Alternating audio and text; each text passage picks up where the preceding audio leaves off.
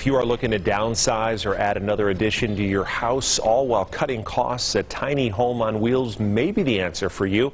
8 News Now reporter Victoria Saha gives a look at tiny homes on display at the Home Improvement and Backyard Expo. You may think this is your average size home. It's got everything you need, but it's a little smaller. Say hello to another concept of living with tiny homes. Your average home or apartment has a living room, bedroom, and a bathroom, which seems to be basic necessities for a home.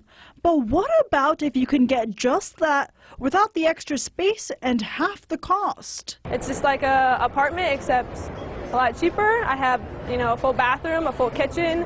I got my bedroom, so I absolutely love it. Jenna Hall is 21 years old and already owns her first tiny home.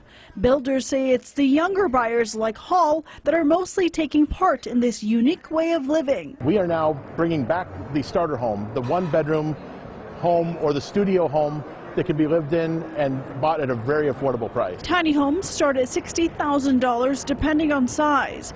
Bayer also says it would be great for people looking to add an addition to their house without having to wait to build it. If we had to downsize, that would be where we'd go, tiny homes. They're just so great. And they have wheels, making it easier to pick up and leave.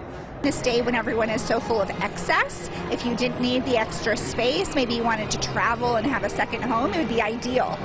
The Tiny Homes Expo runs until Sunday, June 13th. Reporting from the World Market Center, Victoria Saha, 8 News Now.